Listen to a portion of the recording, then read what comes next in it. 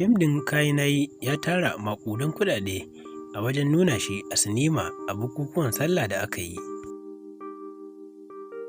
Kainayi Hausa Movie Day shirin shahararren furodusan nan ne wanda yanzu babu kamarsa a ƙungiyar Kannywood mai shirya fina-finan Hausa musamman a jihar Kano, wato Abubakar Bashir Mai Shadda.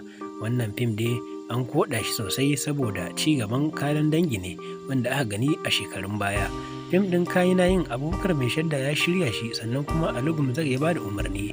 Fim ɗin ya shiga kasuwa a sa'a yanzu haka yana nema ya kafa tarihin da cewa lallai zai iya zarce duk wani fim da aka nuna na Hausa a sinima. Fim ɗin Kainayi ya haɗa kuɗi Naira miliyan 4,013,000. Fim ɗin ya samu tagomashin ranar Sallah inda ya fita ranar Alhamis ya ragargazo kuɗi Naira miliyan 1,96,500 a normal weekend ɗinsa na Juma'a. Asabar da Ladi ya haɗa kuɗi Naira miliyan 1,765,500.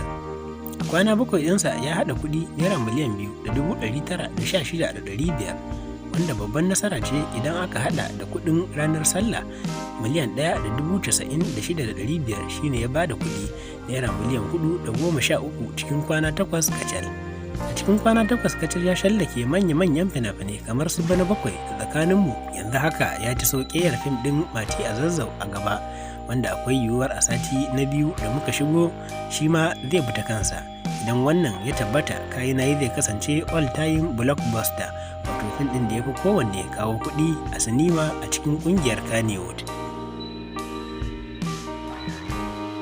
Fim ɗin Kainayin ya sake haɗa kuɗi Naira 654 a ranakun makonsa na biyu, inda yanzu yake da jimillar kuɗi Naira miliyan 4,667. Bisa al'ada ta sinima, idan fim ya irin wannan tashin goron zargi na kasuwa, idan aka shiga satinsa na biyu na gargadowa ƙasa kasuwancinsa yake.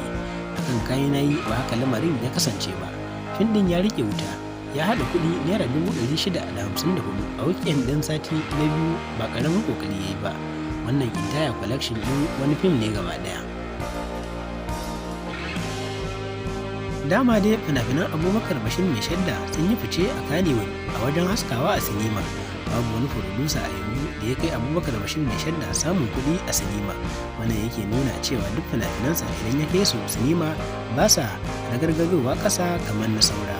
Wannan yake nuna kuma har yanzu shine King of Box Office, wanda ake kira da sarkin masu kallon fim ɗinsa a sinima. Wannan ya bashi kambu da kuma jajircewa wajen ƙirƙirar fina-finai sabbi, wanda a yanzu haka iya da wanda suke kan hanya domin kai su sinima a kalla. Wannan labari mun kawo muku shine daga shafin Box Office Kannywood da ke Instagram, wanda kuma ku kasance da wannan channel tamu a kodayaushe domin samun irin waɗannan labarai yadda fina-finan Kannywood suke kasancewa a sinima, riba aka samu ko kuma faɗuwa.